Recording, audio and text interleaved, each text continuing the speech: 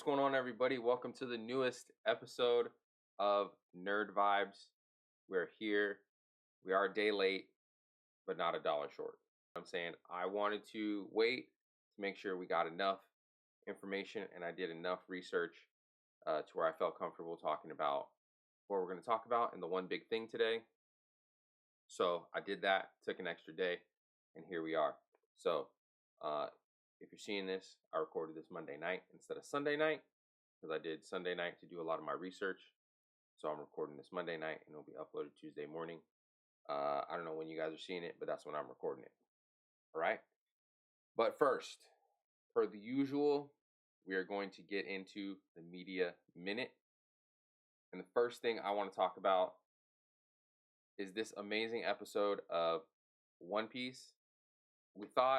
I said last week One Piece was going on an extended break until April of 2025. A lot of people were sad and a little bit upset. I know I was kind of heartbroken, to be honest, because Piece has just been in my life for so long. And you start watching it weekly, it's kind of like you're kind of like a drug. You know what I mean? You just fiend for it. You just wait for that new episode. You're like, give me that new One Piece. You know what I mean? But episode is kind of first episode of the new animation that they're going to be doing for what's called the special edition of the Fishman arc, and it's called the One Piece Fan Letter. Great job. I just gotta say, 10 out of 10 episode. It shows the perspective of a little girl, basically, who looks at Nami as her hero because Nami is a character on the Straw Hats who doesn't have a devil fruit, who doesn't have any type of extraordinary powers. She's not super strong. She's not really anything. So in the mind of this little girl, she's just a regular human who is on this grand adventure with Luffy and the Straw Hat Pirates. So we follow her journey, her writing a letter, and then her figuring out the code that Luffy gave to the rest of the Straw Hats, the 3D2Y. So she figured out that code, where the Straw Hats were going to meet, and she sets out on this episode to find Nami and give her this letter, basically. It sounds simple enough, but this episode was far from simple. It was really complex. We had marine characters who secretly loved certain Straw Hats. We had a bunch of different perspectives from a bunch of different characters about how they felt about our favorite Straw Hat characters. Zoro in particular got gassed up hard. This is a Zoro gas episode for sure. They were just glazing Zoro so hard. But you get Zoro in here, you get Sanji, you get all the different Straw Hats interacting with different characters slightly. We got a lot of Brook, Soul King being mentioned. But yeah, it's just a great episode. We get to see the perspectives of some of the Marines as they were fighting in the Paramount War, which we didn't get to see originally. So that was a great perspective to see how it felt from the side of basically the fodder characters, the characters who no one cares about or not named or anything like that. To see what it was like to be ants fighting in this war of giants, basically. All these superpowered individuals, people with devil fruits, people that are insanely strong in swordsmanship, or just actual giants. It's an actual giant in the Paramount War. So just to see that perspective was really, really cool. And then just to see some of the Marines fangirling over certain Straw Hats, like I don't think he was a named character, but the Benevolent King of Waves was what he was called in the episode. Just fangirling over Chopper was hilarious because there's a lot of people in the community who fangirl over Chopper because he's so cute. The episode was a lot more than I expected. When I turned it on, I watched about 5 minutes of it and was like, I'll come back to this. I don't think it's going to be that important. But I just watched it right before I hit record, and I'm so glad that I did because it was a lot of fun to watch it. The animation was top tier. We got different perspectives for all the different Straw Hats, what they were doing right before they all met up in Sabaody. Just a lot of fun. Just a lot of fun on that episode for real. And I'm glad that the break is starting out with that kind of episode because it gives me hope for what we're gonna see in the remastered special edition Fishman art going forward. So very happy about that.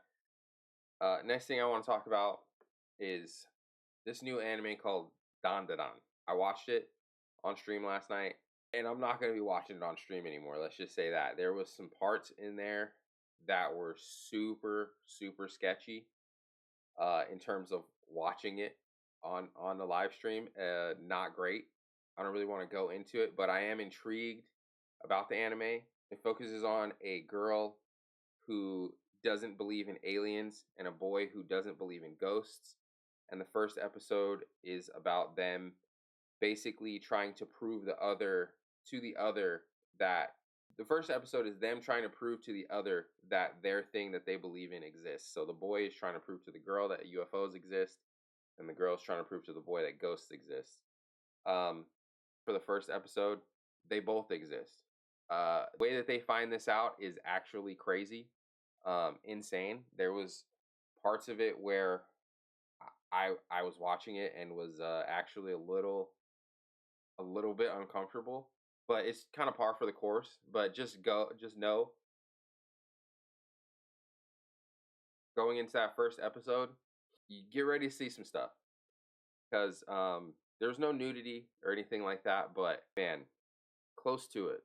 And the subject matter was, it was kind of funny how it played out, but at the same time it was, how do I say this, it was kind of funny, but at the same time a little bit much for a live stream. So that's definitely going to be an anime I'm watching by myself because I don't want anything like that happening again.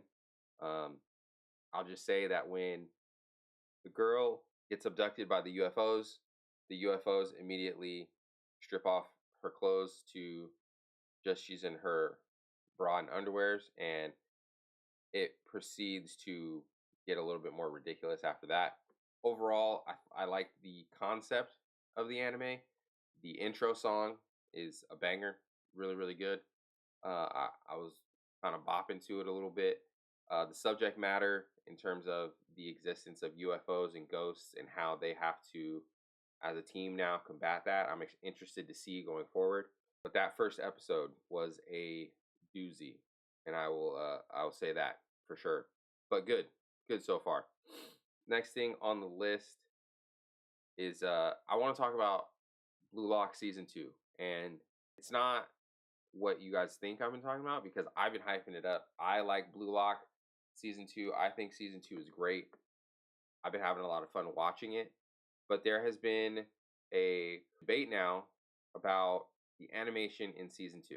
So the animation in season 2 has been very much debated about.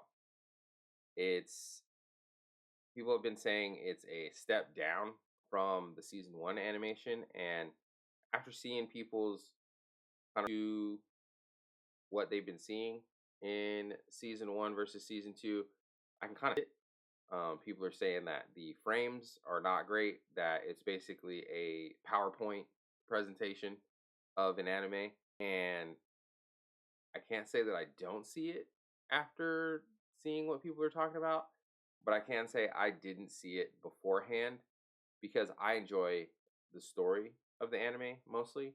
I don't really necessarily watch anime for the animation. I watch it mostly for the stories. But there has been a huge debate about the animation, and people are not happy with it at all. So I think it's good. I think it's okay. I think it's decent. You know what I mean? It's not something that until I was made aware of it that I really had a problem with. But I could see why, after seeing what people are talking about, why people would be upset with how it looks season 1 versus season 2. As far as the story is concerned, I'm locked in. I'm locked into the story. That last episode that we just watched, where Isagi kind of pulls his head out of his ass and actually makes a play and does something to kind of himself forward, is what we came to see in Blue Lock. You know, as far as the story goes, I love it. I think it's a great concept. The animation, people are saying it's bad. I don't really care, but I could see how that could take you out of the story if you're really one of those people who's really super into animation like that. But that's just not me. So, it is what it is.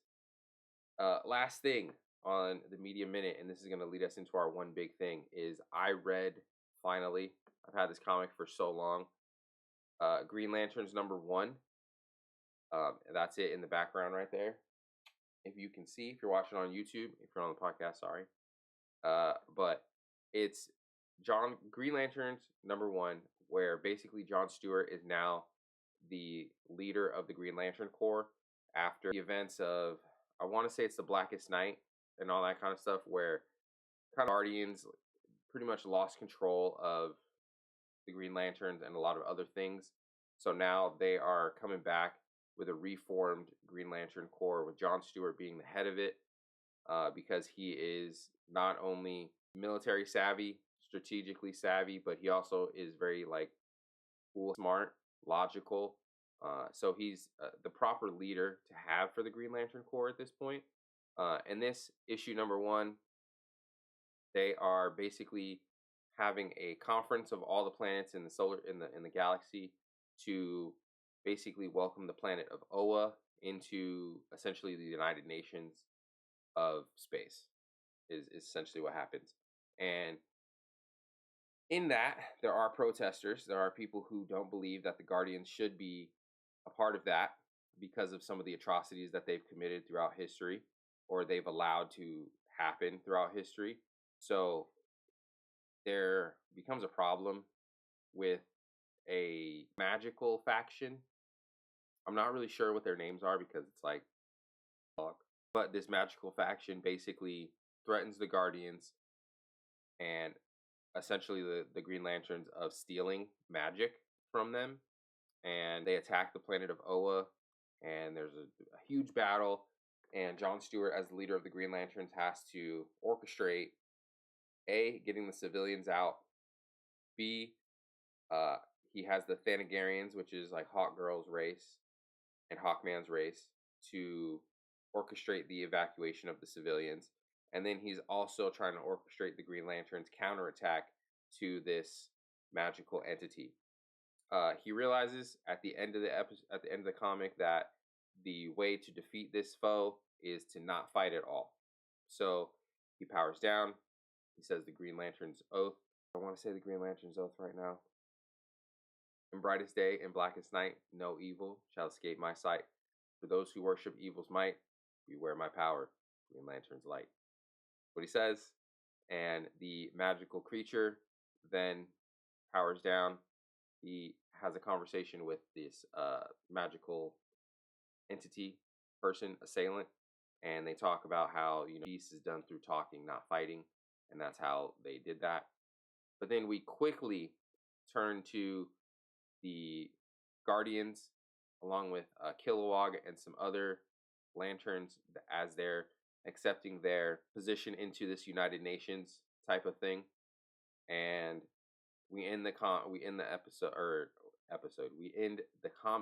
with the Guardian being killed.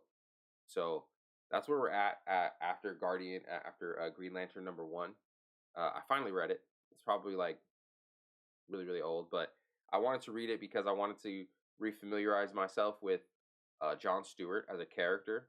And I felt like this comic book, with him being the leader of the Green Lantern Corps as it currently stands, is a good showing of his character, his leadership abilities, his tactician abilities.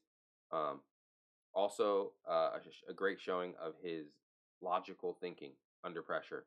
So, just wanted to refamiliarize myself with him, because in the one big thing, we're about to talk about the Green Lantern live action, a couple of different points on that. And in the Green Lantern live action, he is one of the main characters. So that's why I wanted to refamiliarize myself with him.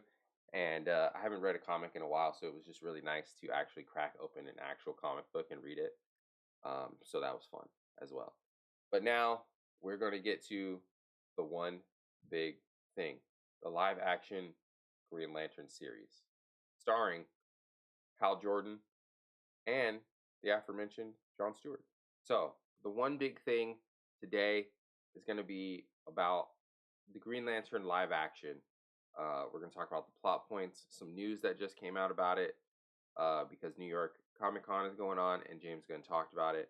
And then we're going to talk about some of the controversy that has come about from the Green Lantern live action. And then to finish up the one big thing, we're going to talk about just generally Jon Stewart, and then the overall African American comic book characters and how they're viewed and seen, and representation, things of that nature. So this is going to be a little bit more of a, not political episode, but a little bit more of a deep dive in terms of not the actual content, but some of the conversations that are happening around the content. But first off, Green Lantern live action is going to be starring 2 Green Lanterns. So it's going to be an older Hal Jordan, who is my favorite Green Lantern, played by, let me get this right, Kyle Chandler. And then we have a rookie Green Lantern, who is Jon Stewart, played by newly cast Aaron Pierre. Okay. And the show, from what little news we have about it, is it's going to be a true detective type show where Hal Jordan is essentially teaching Jon Stewart how to be a lantern, from what I assume. But like I said, we have very little information besides the fact that it's going to be a true detective story. And those are going to be the 2 main characters in it. The showrunners are very, very excited. James Gunn himself said when he was in the room watching the reading between Aaron Pierre, Jon Stewart, and Kyle Chandler, Hal Jordan, that it was basically magical, a magical reading. Their chemistry was off the charts, and that there really wasn't a choice after the readings who was going to play Jon Stewart, because Kyle Chandler had already been cast as Hal Jordan. So I'm very excited about the show. It's not going to start filming, I believe, until early 2025. So we're not looking at a release of this show until maybe 2026. And it's slated for 8 episodes. And like I said, it's going to be a true detective story. The thing that has come out of this casting, particularly for Jon Stewart, is the topic of colorism in this particular aspect.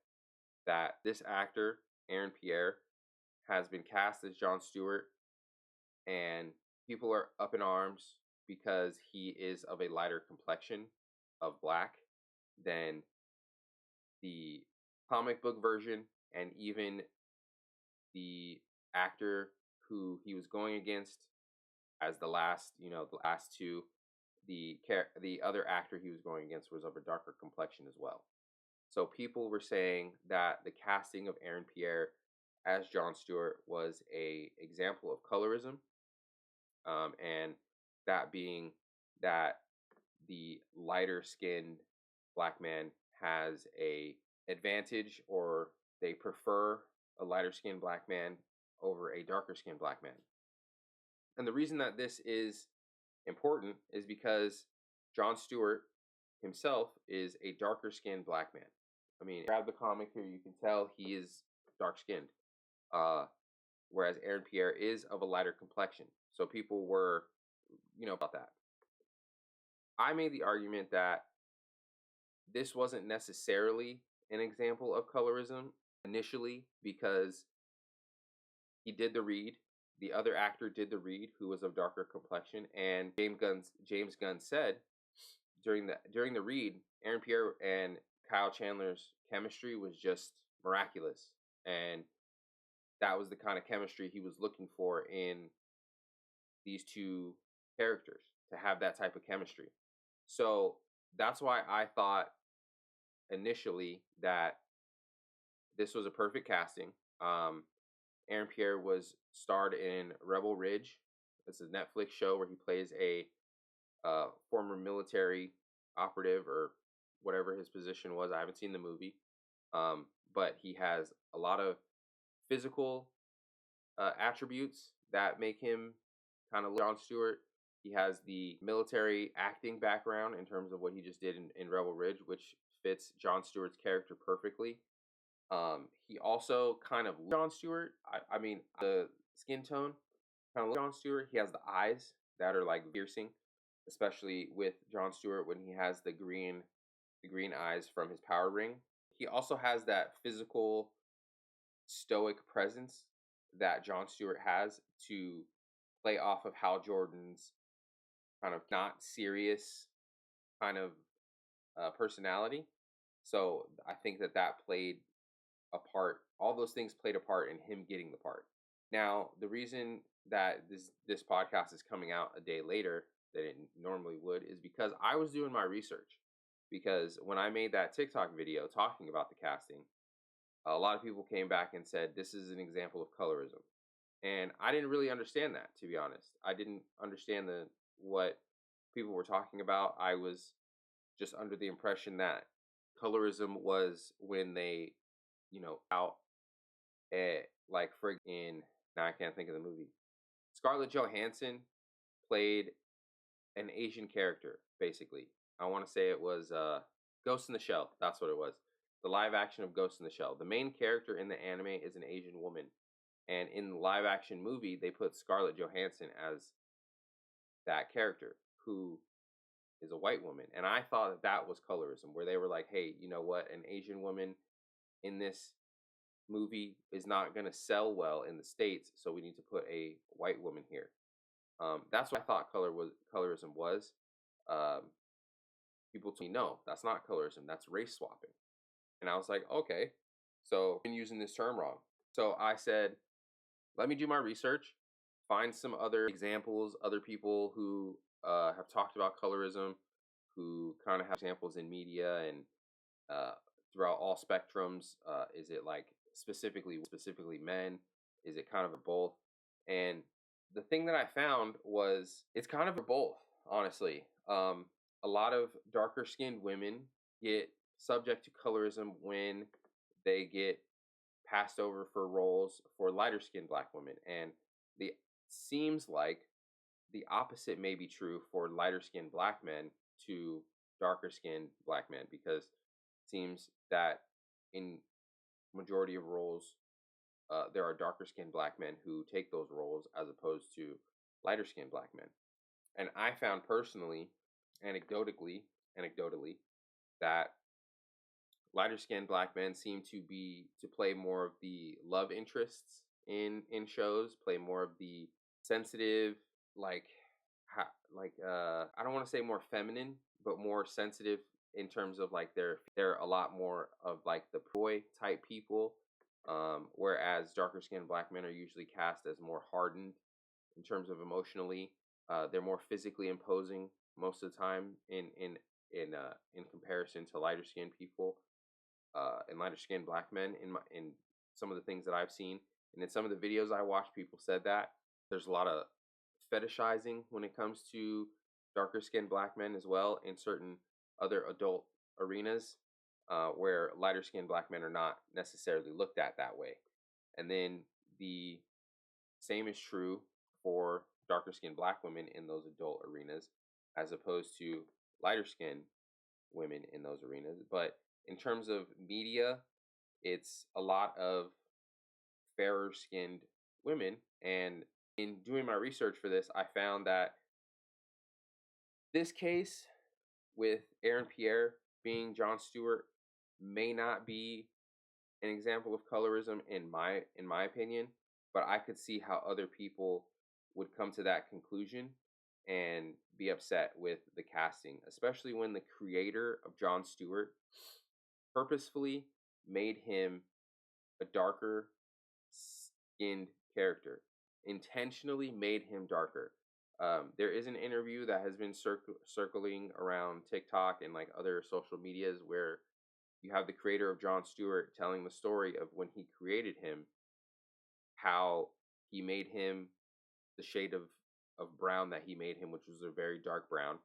And his editors or whoever was overseeing the animation or the coloring or whatever for Jon Stewart came back to him and asked him, are you sure you want to make him this dark?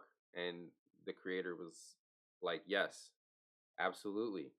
I want to make him this dark. That was very intentional by me. And they asked him multiple times, are you sure you want him to be this dark? Are you sure you want him to be this dark? And he said, yes. I intentionally made him this dark to show a contrast to his other Earth Lanterns, who were at the time Hal Jordan, who's a white guy, Guy Gardner, who's a white guy, and Kyle Rayner, who may or may not have been around that time, but again is another Green Lantern from Earth who was a white guy. So Jon Stewart at the time, whether it be Hal Jordan, Guy Gardner, and Kyle Rayner, or any combination of the three, he was the only black Green Lantern in all of the Lantern Corps. All of it. In all of the universe. So the creator intentionally made him a darker skinned character. And people felt like with the casting of Aaron Pierre being a lighter skinned black man, that it was kind of disrespectful to the character of Jon Stewart because of his original purpose for being that dark of a character. So I understood that. I understand that now. I understand where people are coming from.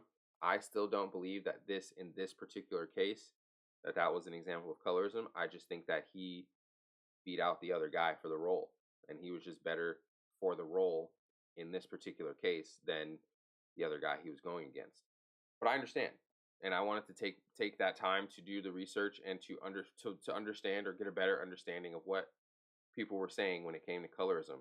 Now, we talked about Jon Stewart, but I want to also talk about black representation in comic books in general, because there is a trope that goes around where pretty much if you're a black character in a comic book, you have electric powers. Okay?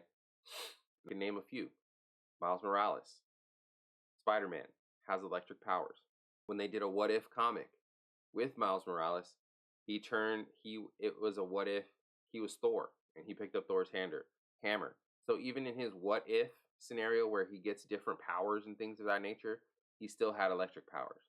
You have Black Lightning, you have Static Shock, you have Electro, you have who else?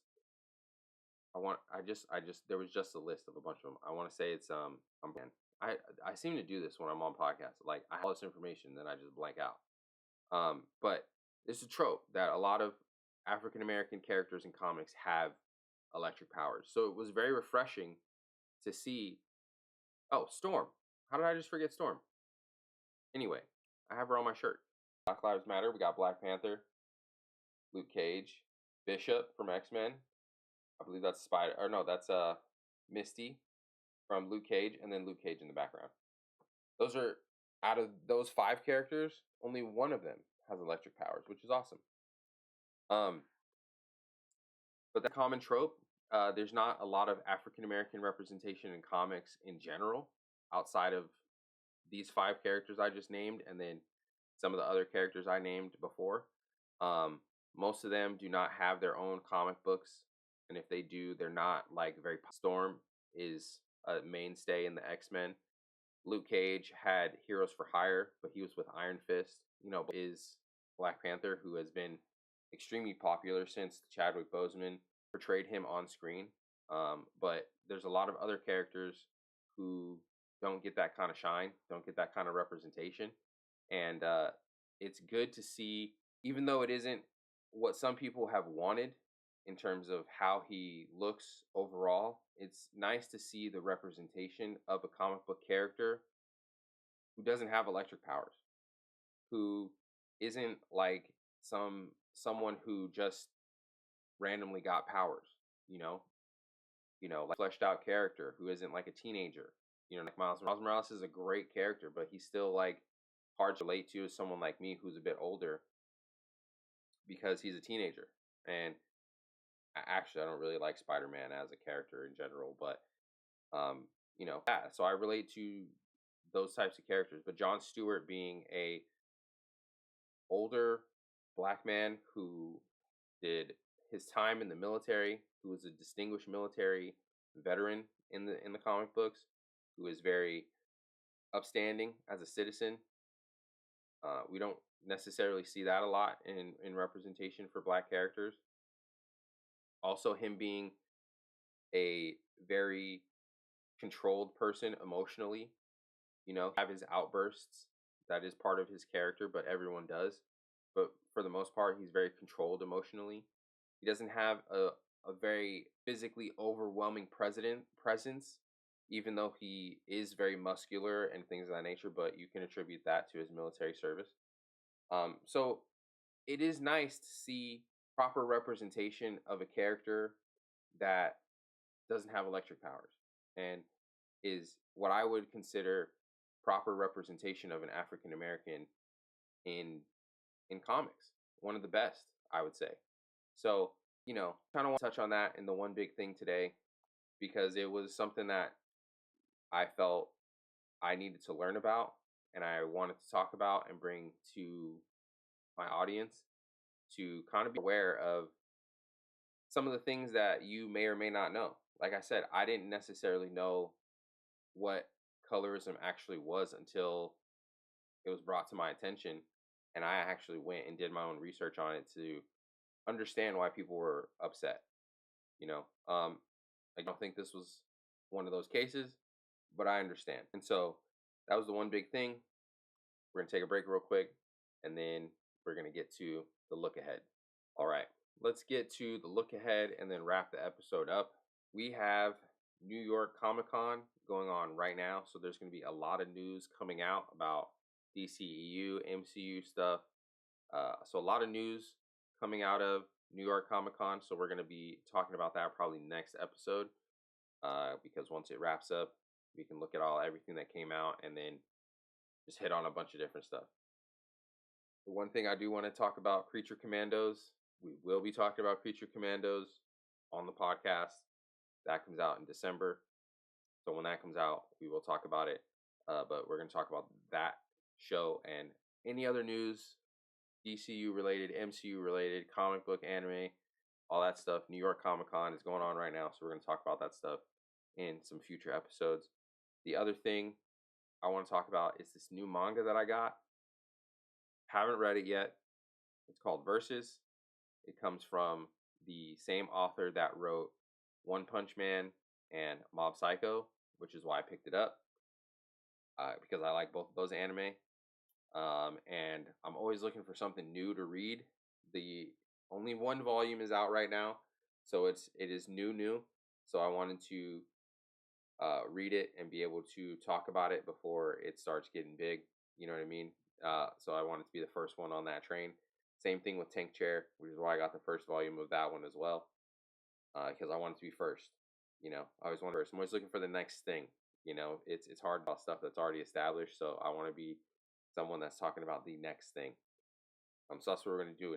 And then for the YouTube podcast, next episode, I will. Is it next episode? What is it next week? Let's see. Next Sunday. I think Halloween's on Thursday. So I will probably, let me speak right, probably doing my podcast in full costume. And what that costume is, you guys will see. Hopefully, if everything comes in on time and is supposed to be here, I will do the next podcast episode in full costume. And then you guys can kind of guess what it is. I'm not going to outright just say it. It's going to be kind of hard for people to discern what it is, but I'll put some clues up in the background and stuff so you guys can kind of see it, take some guesses in the comments and stuff. But yeah, that's gonna be what we're doing on the next episode. New York Comic Con news. I'll give you guys an update on the new manga that I'm reading, Versus, and we're gonna be doing the podcast in full costume. So hopefully you guys enjoy. Thank you for watching or listening to this episode of Nerd Vibes. Make sure you like, comment, subscribe, leave a rate, review, all that good stuff on the podcast so that we can continue to grow this thing. I appreciate you guys for listening, watching, and I will see you guys next week. Peace.